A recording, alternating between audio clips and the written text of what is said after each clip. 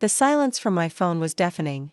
It was October 15th, and while other families were already planning their Thanksgiving gatherings, debating turkey versus ham and arguing over seating arrangements, I sat in my corner office on the 47th floor of the Meridian Tower, watching the city sprawl beneath me like a vast game board. My name is Victoria Sterling, though most people know me simply as the woman who saved Meridian Properties from bankruptcy 15 years ago.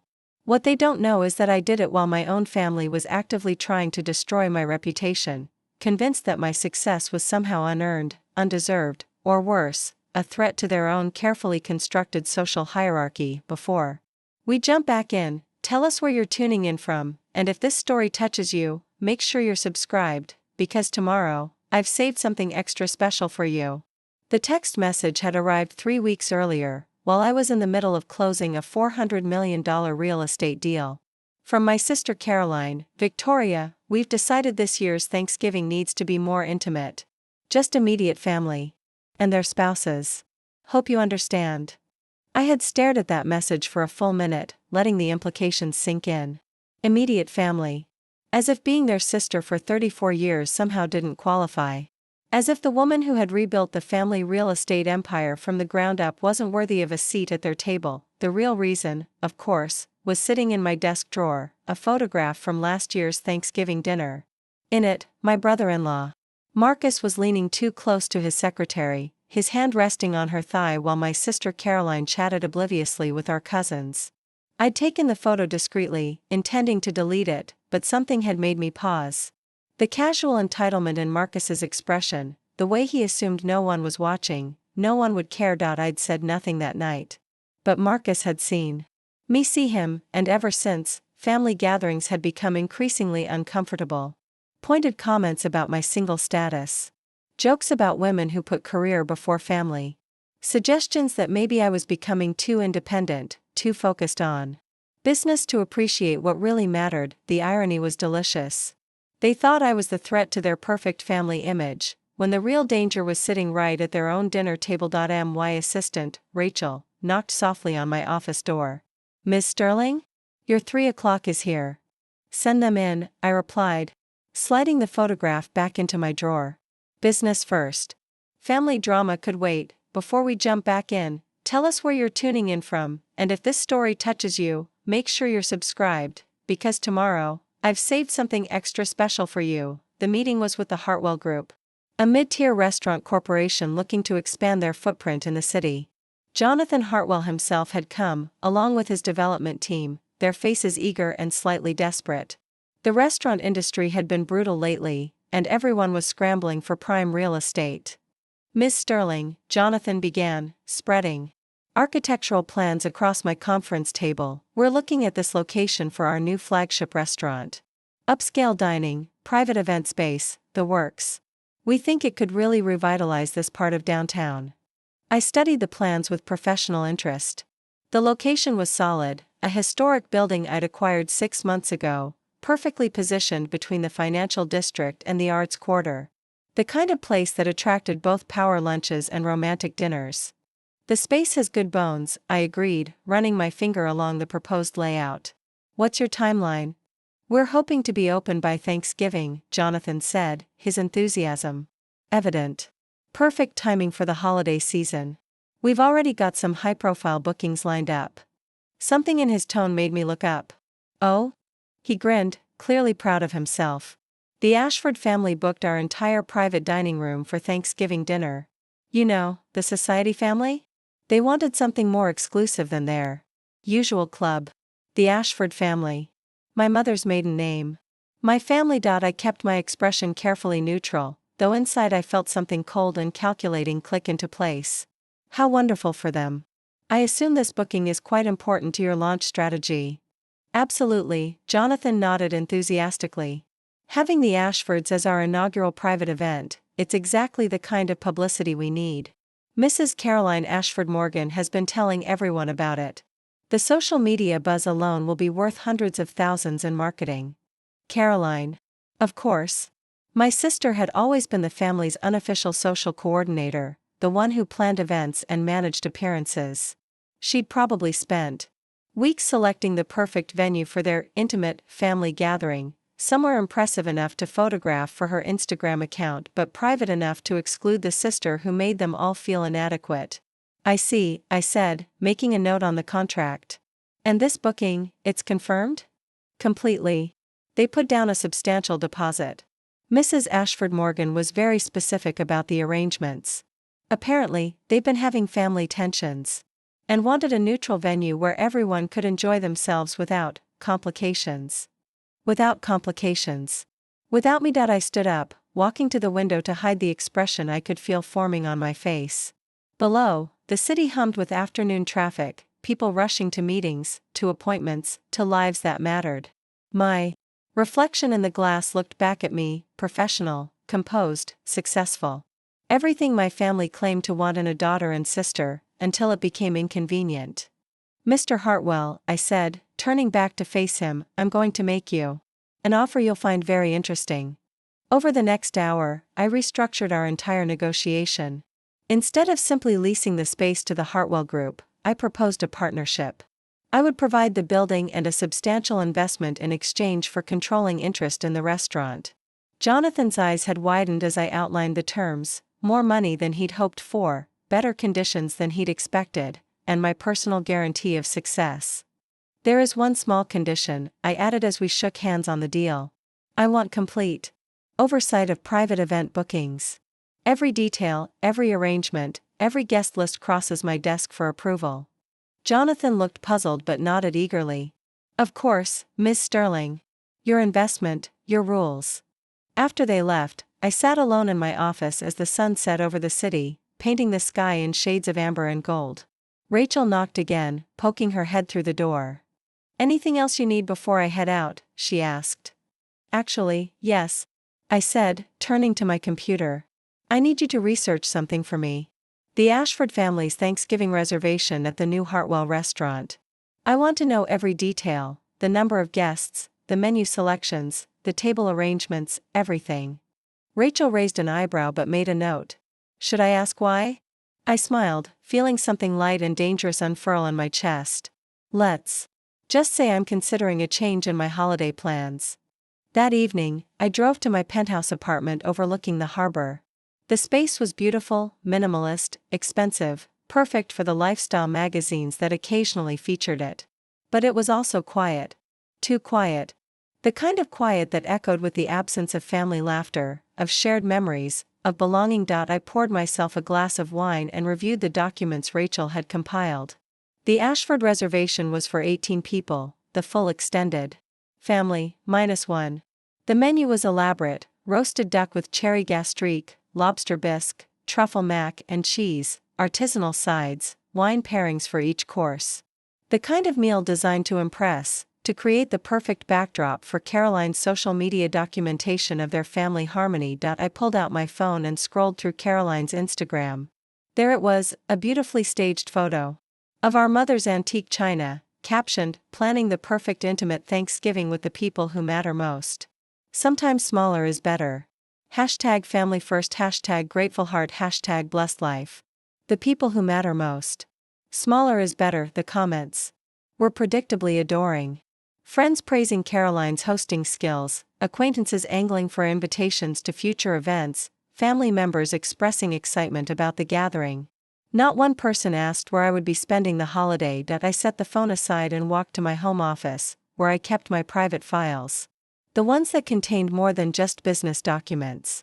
I pulled out the folder labeled Family, a thin collection of photographs, legal documents, and financial records that told the real story of the Sterling Ashford legacy. There was the original deed to Ashford Manor, signed over to my grandfather's corporation in 1962. The bankruptcy filing from 1998, when my parents' poor financial decisions had nearly cost them everything.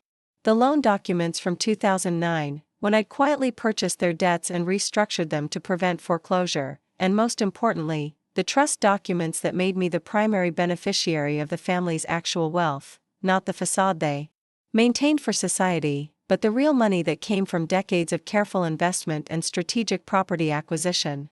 Money they'd never asked about, never questioned, never thanked me for managing. They lived in their beautiful homes and attended their prestigious events, all funded by investments they didn't understand, managed by the sister they'd just excluded from their gathering.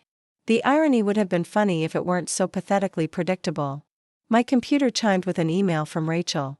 She'd managed to access the restaurant's booking system, a security flaw I'd have to address later, and had compiled the complete details of my family's reservation.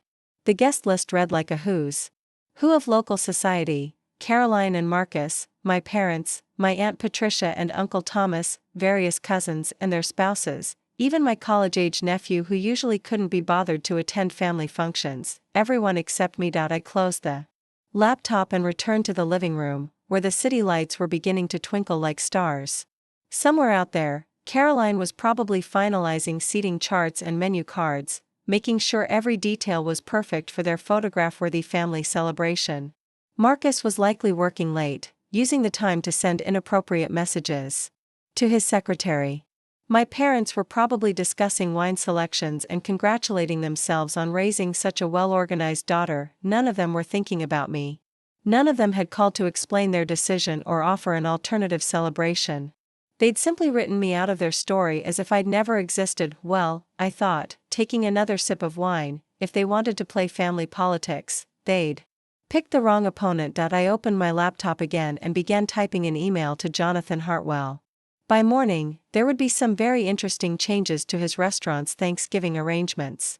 By the time my family arrived for their intimate celebration, they discovered that sometimes the person you exclude from your game is the one who's been controlling the board all along. The email sent with a soft whoosh, disappearing into the digital night like a message in a bottle. Except this bottle was more like a torpedo, and the ship it was aimed at had no idea what was about to hit them. I raised my wine glass to the city beyond my windows.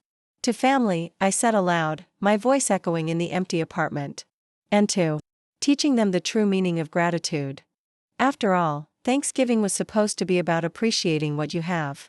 This year, my family was going to learn exactly what they'd taken for granted, and what they'd just lost. The game had begun, and they didn't even know they were playing. The next morning arrived with the crisp efficiency I'd come to expect from well-executed plans.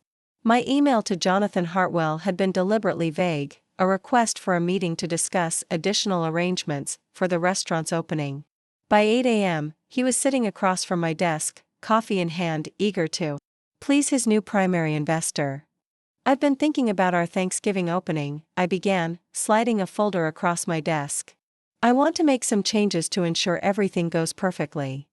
Jonathan opened the folder, his expression shifting from curious to confused as he read.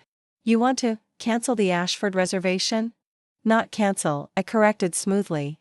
Relocate. I'm moving their entire party to our sister location across town.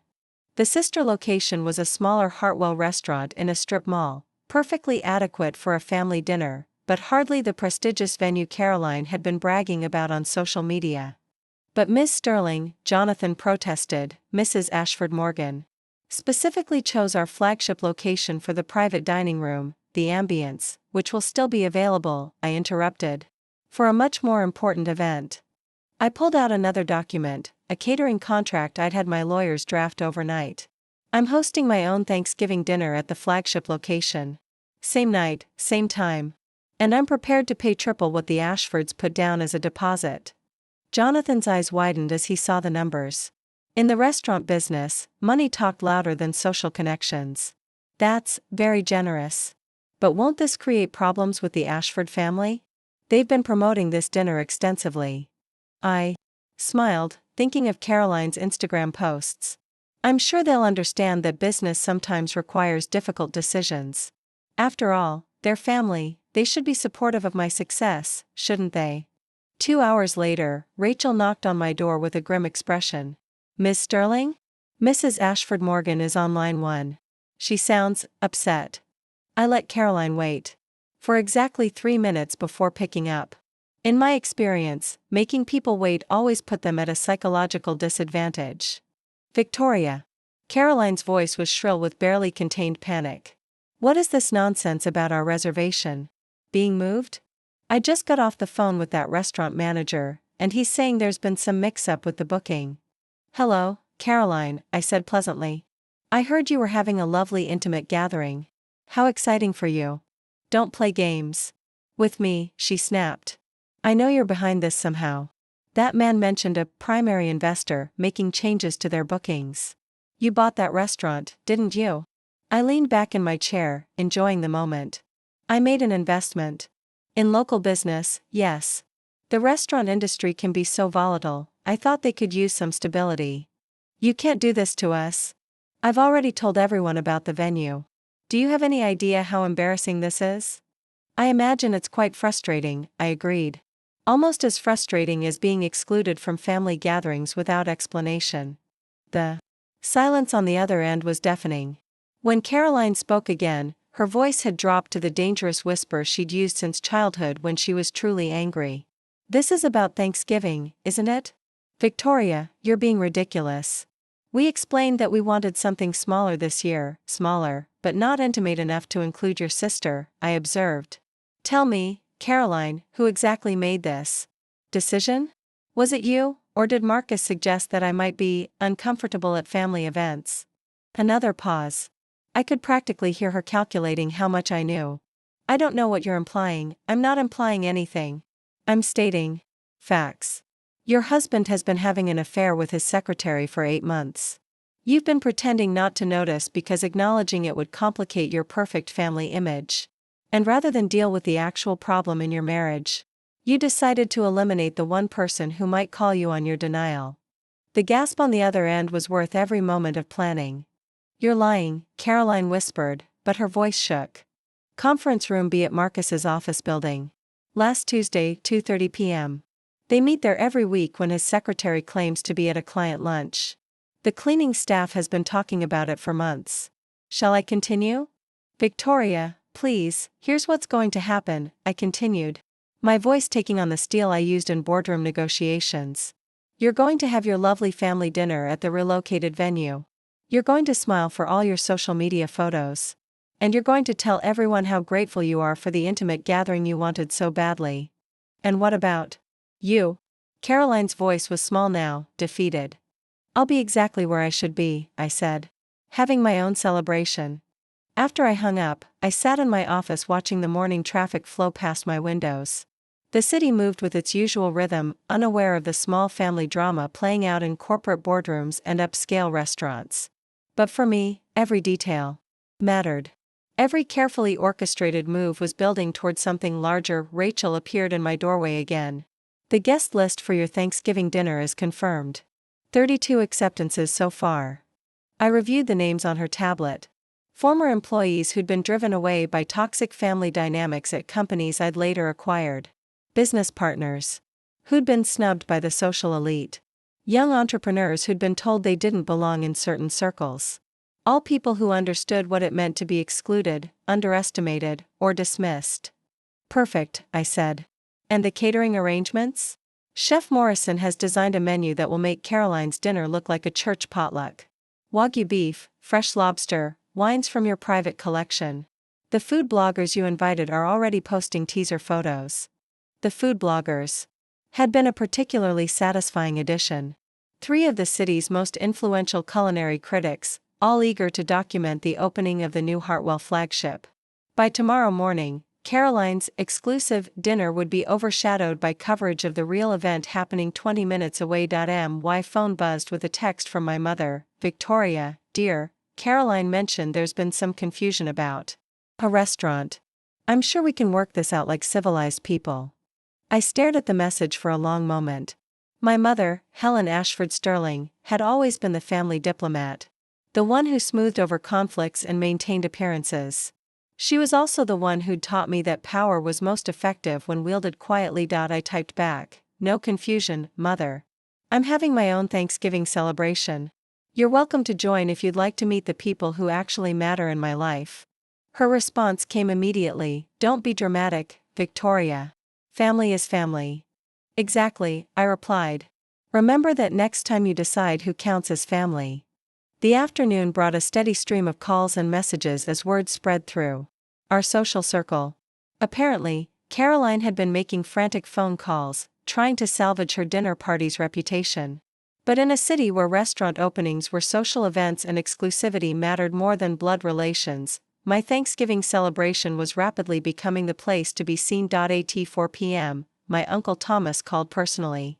He'd always been the family's unofficial patriarch since my grandfather's death, the one who made final decisions about important matters. Victoria, his voice carried the authoritative tone he'd used since I was a child. I think you've made your point. This little tantrum has gone far enough. Tantrum? I repeated, genuinely amused. Uncle Thomas, I'm hosting a business dinner.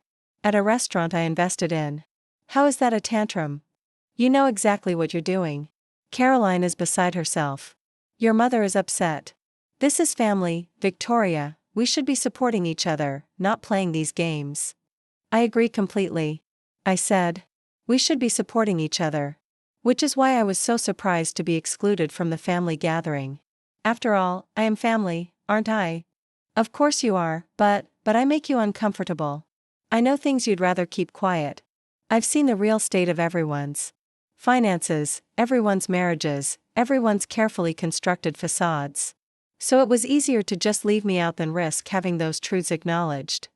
Thomas's silence confirmed what I'd suspected. This hadn't been Caroline's decision alone. The entire family had voted to exclude me, preferring their comfortable lies to my inconvenient honesty. Victoria, he said finally, what do you want? It was the question I'd been waiting for. I want recognition. I want acknowledgement. I want my family to understand that the sister and daughter they've been dismissing is the same person who's been keeping their lifestyle afloat for the past 15 years. That's not, it is exactly that. Would you like me to read you the list of properties I own that your children live in? The investments I manage that pay for your grandchildren's private school tuition? The businesses I've quietly acquired to provide jobs for family members who couldn't find work elsewhere. The financial web I'd woven around my family was complex, but comprehensive. Over the years, I'd positioned myself as the invisible foundation of their comfortable lives. They'd never asked how their trust funds stayed healthy during market downturns, never questioned why their mortgage payments seemed so manageable, never wondered how their children got internships at prestigious companies. They'd simply assumed they deserved their good fortune. The same way they'd assumed they deserved to decide who belonged at family gatherings. Victoria, Thomas said quietly, we had no idea, of course you didn't. Because acknowledging it would mean acknowledging that the black sheep of the family is actually the one keeping the flock together. That evening, I stood in my penthouse apartment, preparing for what would either be a complete disaster or the most satisfying Thanksgiving of my life. I'd chosen my outfit carefully, a burgundy silk dress that spoke of quiet confidence rather than obvious wealth. Understated but unmistakably expensive, like everything else in my life. My phone rang one final time. Caroline's name appeared on the screen. Victoria? Her voice was different now, smaller, uncertain. I need to ask you something. Go ahead. Are you really going to destroy our family over this? I considered the question seriously. Caroline, I'm not destroying anything. I'm revealing what was already broken. You chose to exclude me from your celebration because my presence made you uncomfortable. Because knowing what I know about your marriage, about our family's finances, about the difference between our public image and private reality, it made it impossible for you to pretend everything was perfect. But we're family, she whispered. Yes, I agreed. We are. Which is why this hurts. You're my sister, Caroline. I've covered for you, supported you, bailed you out of financial trouble, and helped manage your husband's scandals for years. And when it came time to show gratitude, you showed me the door. I'm sorry, she said, and for the first time, she sounded like she meant it. I'm so sorry, Victoria. We were wrong. I closed my eyes, feeling something I hadn't expected, the possibility of forgiveness. Caroline, there are 32 people coming to my dinner tonight. People who've been excluded, overlooked, or underestimated by families like ours. People who understand what it means to build something from nothing and have it dismissed by people who never had to fight for anything. I understand. Do you? Because if you really understand, then you'll know that forgiveness isn't just about apologizing. It's about changing. It's about acknowledging that the person you excluded is the same person you now need. There was a long pause. When Caroline spoke again, her voice was steady. What would it take? For you to forgive us? To come back? I smiled, looking out at the city where my Thanksgiving guests were probably getting dressed for dinner. Start by having an Honest conversation with your husband. Then call mother and explain why you really excluded me. Then look at your children and decide what kind of family you want them to see, one that comes together during difficult times, or one that casts out anyone who threatens their illusions. And then? Then we'll see. Family isn't just about blood, Caroline. It's about choice. Every day, you choose whether to include people or exclude them, whether to support them or undermine them, whether to tell the truth or maintain comfortable lies. I ended the call and finished getting ready. At 7 p.m., I would walk into the Hartwell flagship restaurant and celebrate Thanksgiving with people who understood the value of inclusion, honesty, and earned respect. 20 minutes away, my biological family would be having their intimate dinner, probably discussing whether they'd made a terrible mistake, but as I applied my lipstick and straightened my dress, I realized something had shifted.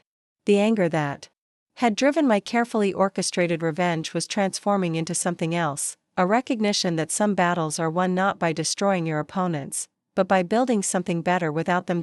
My Thanksgiving dinner would be legendary. The food would be perfect, the conversation would be brilliant, and the connections made that night would benefit everyone involved for years to come. It would be everything Caroline's dinner wasn't: genuine, meaningful, and memorable for the right reasons, and if my family was ready to learn from their mistakes, to acknowledge what they'd taken for granted, and to earn their way back into my life, well, that would be something to be truly grateful for. After all, the best revenge isn't just proving them wrong, it's building a life so extraordinary that their exclusion becomes their loss, not yours. I grabbed my keys and headed for the door. The night was just beginning, and I had 32 guests waiting to discover what real family looked like.